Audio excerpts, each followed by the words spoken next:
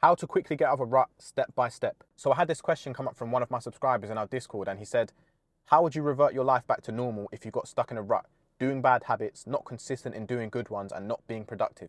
I've been stuck in one for a while. Now, I've been in many ruts in my life, and every single time I've been able to get myself out of it. So in this video, I'm going to show you step by step how to fix this. So without further ado, let's get right into it. The first step is to actually acknowledge you're in a rut. You'd be surprised how many people are going through these ruts and they're just in complete denial of it. They just think, oh, it will just pass by, and they just brush it off. They just brush it to the side. And then in a year's time, they're in the exact same place that they were in last year. They just feel stuck because they haven't addressed it. This step is so crucial because the longer you're in denial, the longer it's going to take for you to end this negative loop, this negative cycle. And the longer it's going to take for you to get back to your best self. But if you're watching this video right now, I think it's safe to say that you've completed this first step. You have acknowledged that you are in a rut right now. The second step, once we've acknowledged we're actually in a rut, we need to sit down and try to analyze, try to figure out the root cause, the underlying reason for this happening in the first place. Understanding the root cause is going to help us address the core issues rather than just the symptoms. Imagine you've got some weeds in your garden. You know how weeds are, they just pop up everywhere in your garden.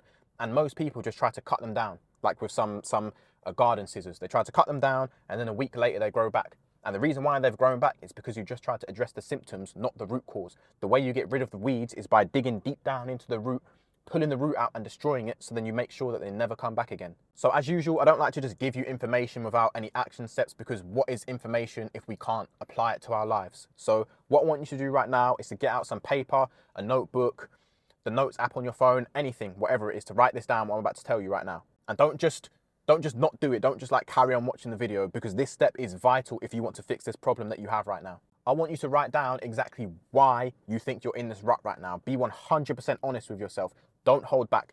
No one's going to see what you're writing down. It's just literally for you.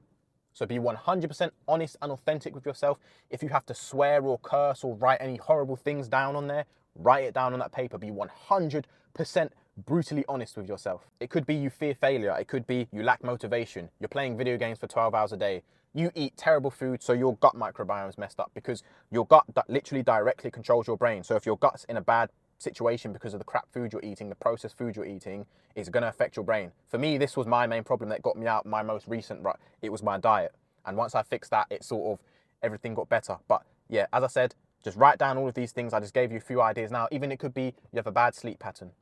But just write everything down that you can think of. Now, once we've wrote down all of these potential root causes, we're going to move on to step 3. And step 3 is, one by one, we're going to try to attack each of these potential root causes to figure out what is the actual root cause that has caused us to be in this rut we're in right now. Your rut could be caused by multiple things. For some people, it's literally like one thing. So like they fix their diet and then they feel better, or they fix their sleeping patterns and they feel better. For other people, it can literally be 3, 4, 5 different things that they need to address to get them to the other side.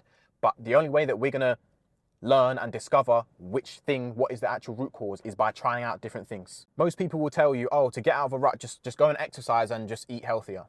But I'm not going to tell you that, because what if you go to the gym and you eat like crap? You're still going to be in the rut.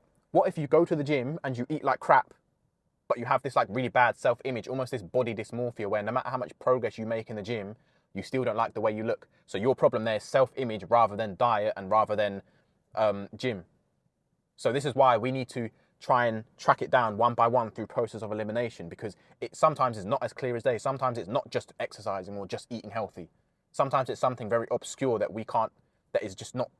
that's not in plain sight, if that makes sense. With the potential root causes you wrote down, I want you to pick out 1 or 2 things, the 1 or 2 things that you think are most likely to have caused this problem for you. Now, you might have wrote down 5, 6, maybe even 10 things for some people. But what we're going to do is we're going to try and address only 1 or 2 at a time. With these 1 or 2 potential root causes we've picked out, we're going to set a small goal for each of them, almost like baby steps in the right direction. So imagine if your problem is diet, for example, instead of going from eating a whole like terrible diet to eating an amazing diet in one day, because we know that we've probably tried it before, it's unrealistic. We're going to baby step. We're going to take it in small steps in the right direction. So if your problem's diet, we're going to start off by just trying to eat 1 healthy meal a day, literally 1 every single day. It might be your breakfast, lunch, dinner, or snack. Just 1 healthy meal where you're not eating any processed foods. Maybe you have to make the meal yourself. So if you think your problem is you're not exercising right now and you think it would benefit you to exercise and maybe help you get out of this rut, I'm not going to tell you now to go and step in the gym and start going 4, 5, 6 days a week. We're going to start off by just doing something at home, literally just like push-ups in your bedroom. Something so simple, 10 or 20 push-ups in one day in your bedroom. I think we can all do that.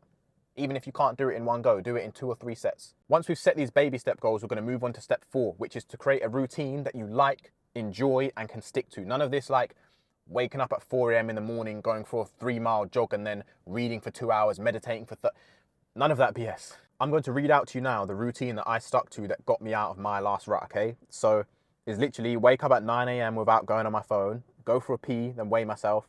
Then I'd go and make some breakfast and get ready for the gym. I'd go to the gym, come back and do a little bit of work and eat my lunch, then my YouTube stuff and some more work, then dinner, then I'd relax with my girlfriend for a bit, and then I'd do any habits like reading, learning, etc.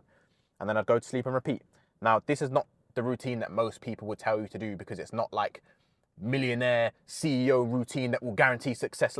Like it's not that, it's so basic, but it's something that I could stick to and I enjoyed doing. I didn't feel like it was a chore for me to do it. Creating a simple routine like this will allow you to incorporate these baby steps, these little small goals that we've just set into this routine without there being much resistance. And it's way better than expecting yourself to do this, like I said, this fucking millionaire CEO. It's so annoying when I see this shit. It's like they're telling you why you should wake up at 4 a.m. Don't fucking wake up at 4 a.m. Why? I don't want to wake up at 4 a.m. I don't know if you're the same as me. I don't want to wake up at 4 a.m. I don't want to wake up at 4 a.m., 5 a.m., 6 a.m. The way I am now, I wake up at 8 a.m. or 9 a.m. and it's something that I can stick to. I get the sleep that I need so I don't feel crap the next day, and it's fine. And I feel like I'm the best version of myself in this current phase that I'm in following this routine. There's so many people out there, man, that just mislead us, that just make us sort of expect to have these perfect routines. The routine that I have right now, to me, is perfect. So if you make something similar to this, structured in a way to fit around your lifestyle, you know, you might have school, so you might need to do it around school or around your work or whatever. But this way, it's possible to reach our goals and to get ourselves out of this rut, rather than you might be like, I can't get myself out of a rut because I can't wake up super duper early and I can't do 1 hour of meditation. No, we're going to do something simple and then build it up. That's what we do around here. So the 5th step is to speak to people about your journey. Now, I'm fortunate enough to have like multiple people in my life that I'm able to speak to about these things. When I'm in a rut, I can speak to them about my rut, and a lot of them are on their own journey as well. But you know, if you have a person in real life that you can speak to about this stuff as well, great. Even if they're not on their journey, just someone that you can sort of vent to and just tell these things to, it really helps, I think.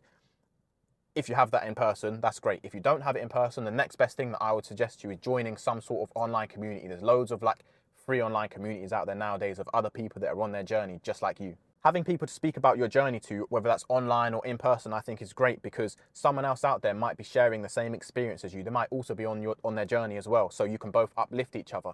There's also, you know, the accountability factor. You can both keep each other accountable, and also you can get that sense of fulfillment when you might have made a little bit of progress in one area, and you can help someone out. You can help someone else out that's maybe a bit below you or even on your level. You just get that sense of fulfillment that, you know, I've helped someone today, and it's a great feeling. We actually have our own free Discord community where there's a lot of people in there that are also on their journey. I don't want to like promote it a lot or anything, but I'll be in there every day giving advice. Whenever like people have questions, I'm just in there giving my own take on it, and a lot of the advice I actually make videos on, like this one. So if you are interested in that, the link will be in the description below. Now, step number 6 is to avoid energy drainers at all costs. You know, when you're around someone or something and once you leave them, you just feel so drained, almost like you don't even want to do anything anymore. You just feel exhausted, energetically, spiritually, mentally, physically. You just feel completely drained, and we need to get rid of these. We need to get these out of our life as much as possible. So you've got the news, you've got social media, and you've got certain people in our lives as well.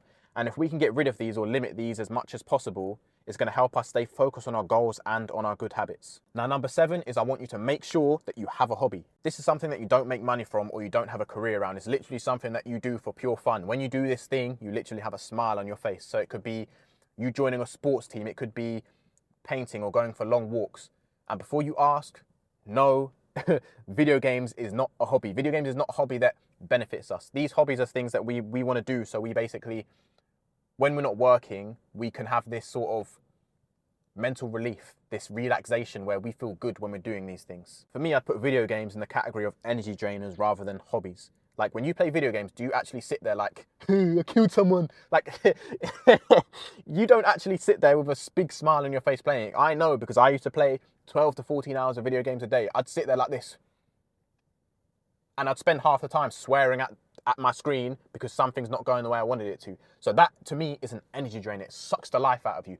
And once you finish playing the video games, you feel terrible. You feel like, what have I just wasted all this time? Or you just feel crap. You don't even want to face reality. This will dig you deeper into the rut, video games. So video games is not a hobby. For me, one of my hobbies at the moment is going for long walks in nature. Now, near where I live, there's like this really long, nice walk. It's just so nice. There's always like all these crops here, and it's just, I love it, man. I literally do basically the same walk most days of the week, and I don't get bored of it because of the mental relaxation that you get from going on these long walks. Now, you can go on long walks by yourself, or I usually go with my girlfriend. We go just for like a 30, 45-minute walk, and it just feels good, man. It just feels amazing. Like, that for me is mental relaxation, and I just feel great after it. A good hobby, a hobby that actually makes you feel good and feel happy, will make you a more positive version of yourself. Now, a more positive version of yourself is way more likely to get out of a rut than a negative version. So this is why people won't really tell you to pick up a hobby, because it just seems so like stupid. But trust me, you pick up a hobby, just something little that you like doing that does have some benefit to your life, and it's not video games, this will help you get out of your rut. The next step, number 8, is to continually track your progress. Now, this might mean revisiting your goals every single week and like looking at your goals and thinking, have I made any progress? What could be improved? Do I need to decrease the goals because I've set the bar too high? Do I need to increase the goals now because I've achieved these last goals? It's just basically continuously making adjustments based on your current progress. I don't think you understand how many times in my life, yeah, I've set goals and I've just completely forgot about them. And then a year will go by, and then I'll look back at them, like I'll find like the paper that I stored away under my bed, and I'll be like, I didn't achieve any of these. I've just completely forgot about them. I wrote them down and I just forgot about it. So constantly tracking your goals and revisiting them is going to ensure that, you know, you're always making progress, even if it's like 0.1% progress in a week. Remember, any progress is good progress, because when you're making progress, you're going forward, not backwards. And that's what's important to us right now to get out of this rut. So for the 9th step, I want you to understand this, right? For some people, they're going to be able to use this step-by-step guide that I've given you in this video and get out of a rut within days, within a week. For others, it might take 2 months. A realistic time frame, I would say, is a week to 2 months. But for some people, it's going to take 2 months. So don't give up on the first day. Don't give up on after a week if it hasn't worked for you, right? You have to be patient and stick to it, because no one said it's going to be easy for you. So follow what I've said in this video step by step, and do not give up. Be patient, okay? Because it will work for you. You will see the other side. And as I said before, the Discord link is in the description below if you do want to talk to me. It's free. You don't have to pay anything. I won't judge you, because I've literally been in your exact same position before, and I probably will be in your position again one day, okay? So that's it, man. I'm out.